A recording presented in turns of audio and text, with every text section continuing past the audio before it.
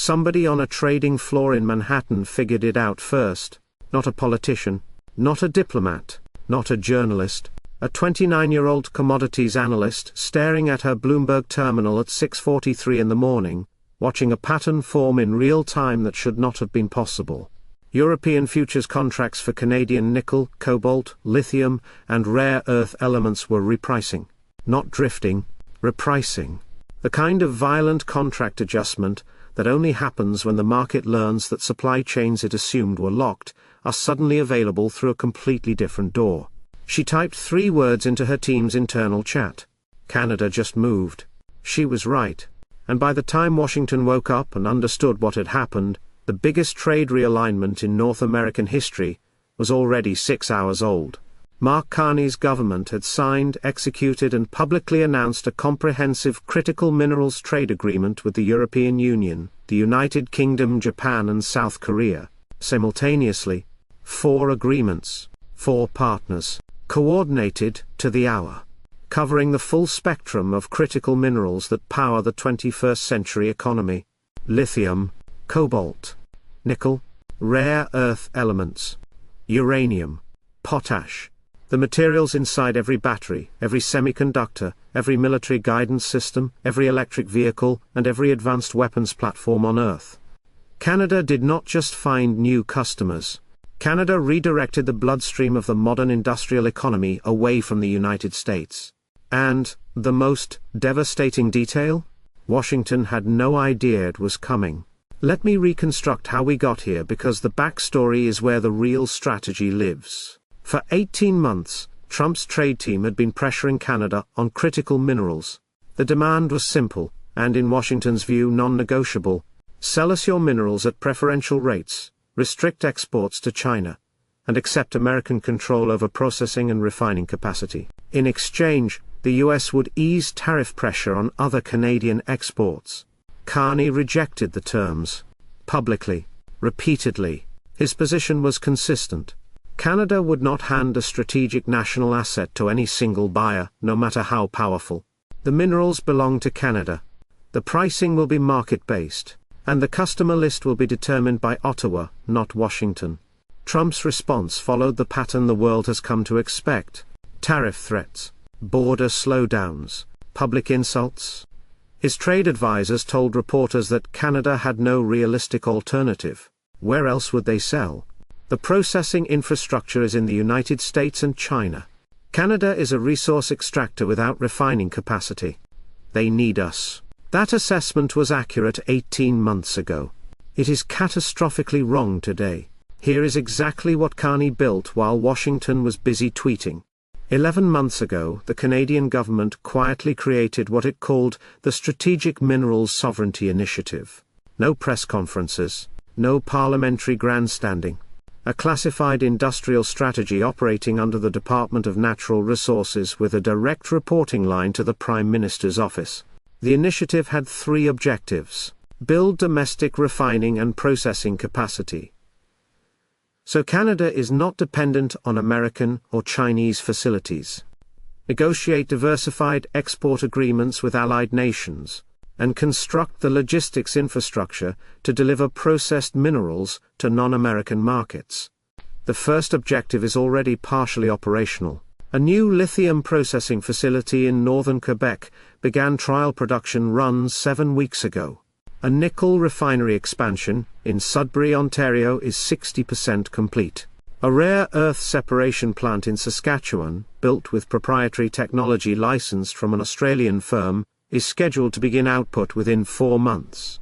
Total investment across all facilities: $2.1 billion. Funded through a combination of federal appropriation, provincial CO investment, and private sector partnerships with European and Japanese industrial conglomerates, who were quietly brought in as both investors and guaranteed buyers. That last part is the kill shot. The buyers helped fund the infrastructure that produces what they are buying. Their capital is in the ground. Their engineers are on site. Their contracts are signed. This is not a speculative play. This is a vertically integrated supply chain built from mine to customer, with American involvement deliberately, systematically excluded.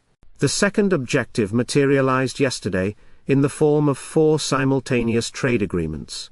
The EU agreement covers lithium, cobalt and rare earth elements, volume commitments that represent roughly 35% of the EU's projected critical mineral import needs through 2035.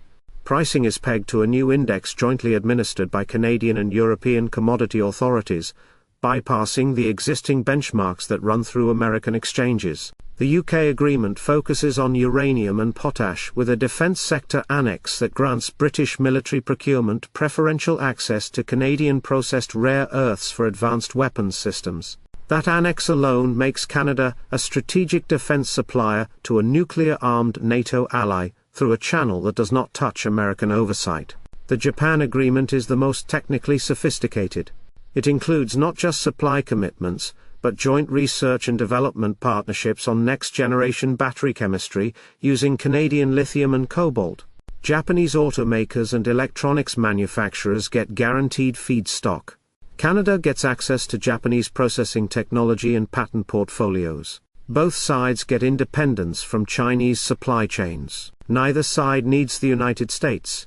The South Korea agreement mirrors the Japanese structure, but focuses on semiconductor-grade materials.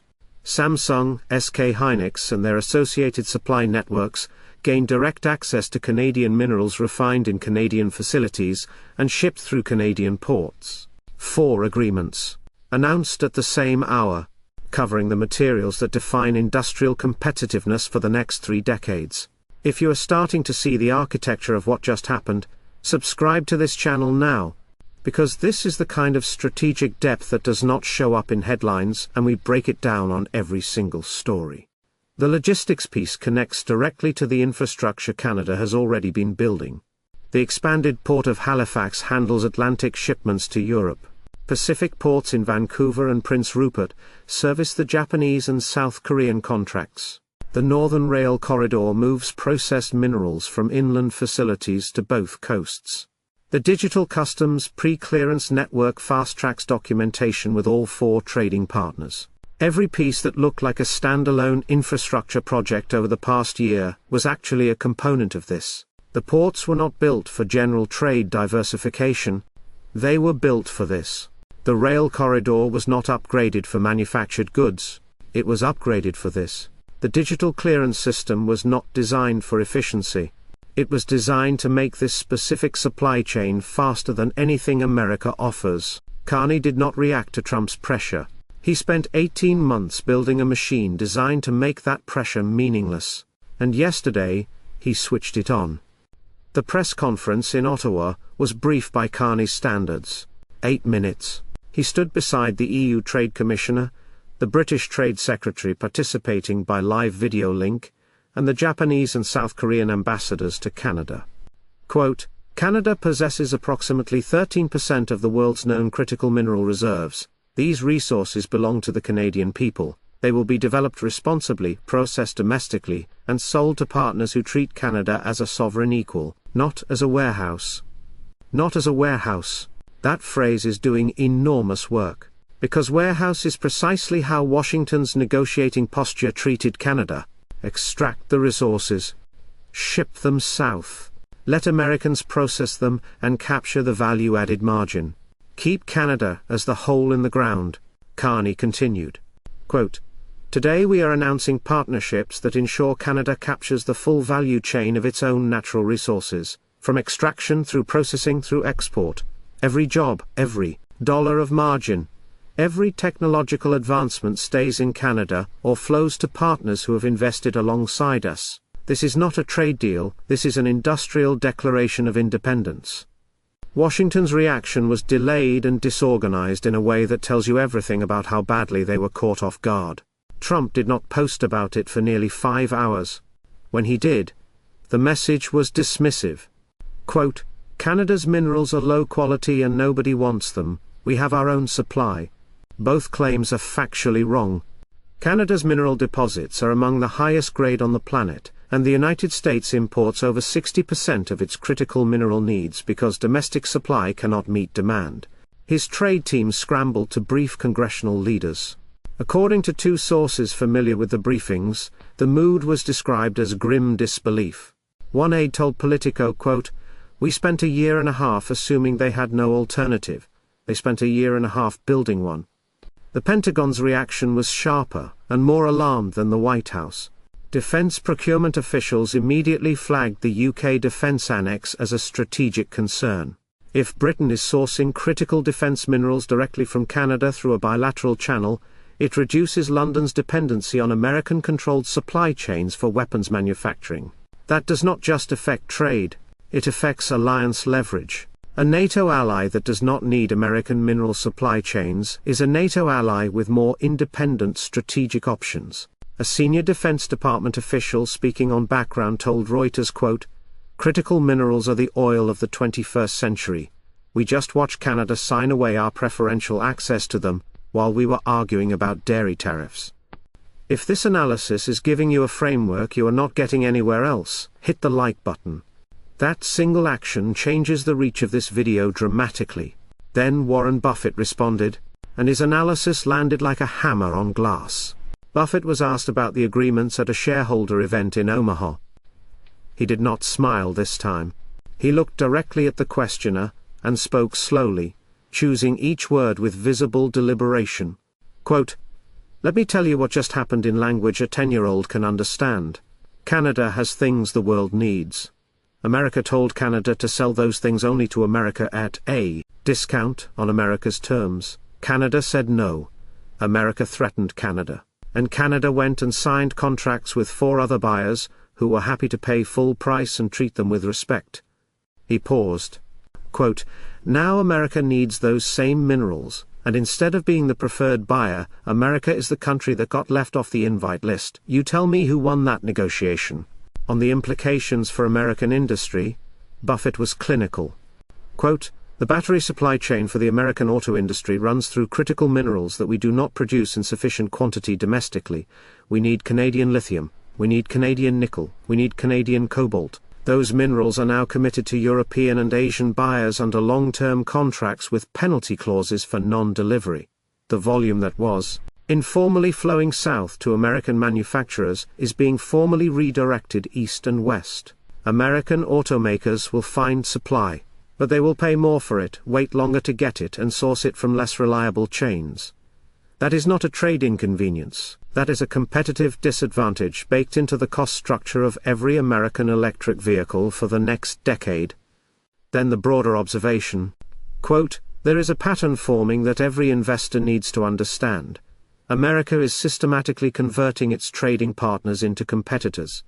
We had preferential access to Canadian resources. We used that position to make demands instead of making deals. Now the access is gone, and it is not coming back. You do not get to bully your supplier and then act surprised when they find better customers. This is economics at its most basic, and we are failing at it. The global ripple effects are already visible. Within 48 hours of the announcement, Australia initiated preliminary discussions with the EU about a parallel critical minerals framework. Chile and Argentina, which hold massive lithium reserves, announced a joint review of their American export agreements. The Democratic Republic of Congo, the world's largest cobalt producer, sent a diplomatic delegation to Ottawa, requesting information on Canada's sovereignty initiative model.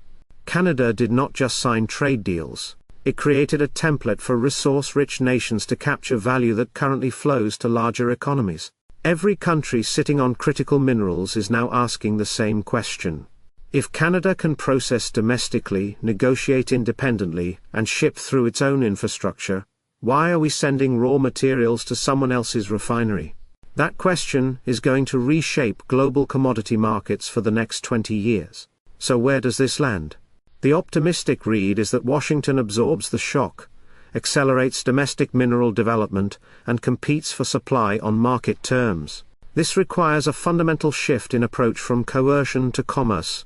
Possible in theory, unlikely under this administration. The realistic read is that America spends the next 3 to 5 years scrambling to secure alternative mineral supply, while paying a premium that gets embedded into manufacturing costs across automotive, defense, technology and energy sectors. American consumers pay more for electric vehicles. American defense procurement budgets inflate. American tech companies face input cost pressures their Asian and European competitors do not. The competitive gap widens quietly and persistently. The structural read is the one I keep coming back to. The critical minerals agreements are not just about minerals. They are about the principle they establish. A mid-sized resource-rich democracy can build its own processing capacity, negotiate its own terms, control its own supply chains, and bypass the gravitational pull of a superpower's economy. That principle, once demonstrated successfully, gets replicated. And every replication pulls another thread from the web of American economic centrality that has held since Bretton Woods. Here is what I want to leave you with. 18 months ago, a White House trade advisor told a reporter that Canada had no choice. The quote was, quote, "Where else are they going to sell? We are the market." Yesterday, 4 of the largest economies on Earth signed contracts answering that question. The answer was everywhere. Everywhere except America. The most dangerous miscalculation a dominant power can make is assuming that dependency is permanent, that a supplier will always supply, that a partner will always partner, that the current arrangement persists because there is no alternative. There is always an alternative. The only question is whether someone is angry enough, patient enough, and strategic enough to build it. Mark Carney was all 3. Subscribe to this channel and turn on every notification. The mineral supply chain disruption is going to cascade through American industry for months, and we are tracking every ripple, every contract shift, every boardroom panic in real time. A 29-year-old analyst in Manhattan saw it first on her screen at 6:43 in the morning. 3 words in a chat window. Canada just moved. By the time Washington finished its coffee, the map had already changed.